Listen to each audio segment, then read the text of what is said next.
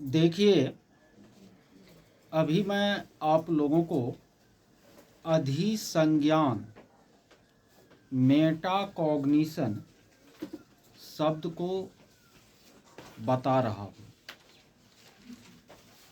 अधिसंज्ञान या मेटाकॉग्निशन का मतलब क्या होता है, ठीक है।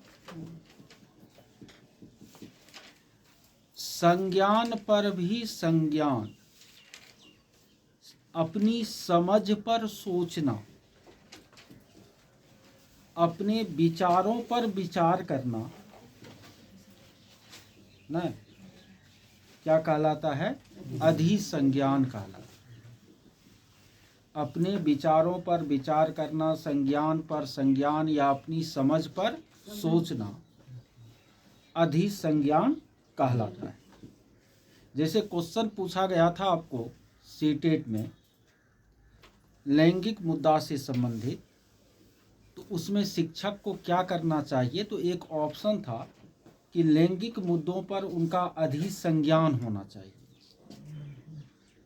यहाँ लैंगिक मुद्दों पर शिक्षक में अधिसंज्ञान ले शिक्षक, इसका क्या मतलब है कि शिक्षक को अब लैंगिक मुद्दों को लेकर शिक्षक के मन में खुद का जो विचार है, उस विचार पर वह यदि खुद से फिर क्या करे, विचार करे, तो उसी को हम क्या कहते हैं?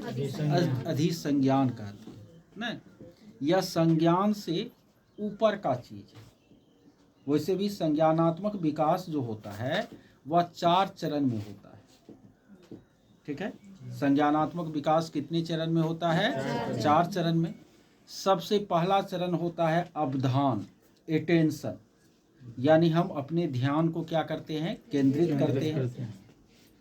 दूसरा चरण होता है स्मृति, जो सूचनाएं हमारे मन में आई उनको हम अपने मस्तिष्क में संकलित करते हैं, उनको याद रखने की कोशिश करते हैं, तो वो क्या हो गया? स्मृति हो गया। स्मृति को ही संज्ञान कहते हैं। स्मृति को ही क्या कहते हैं? संज्ञान। और उससे ऊपर का लेवल है अधिसंज्ञान।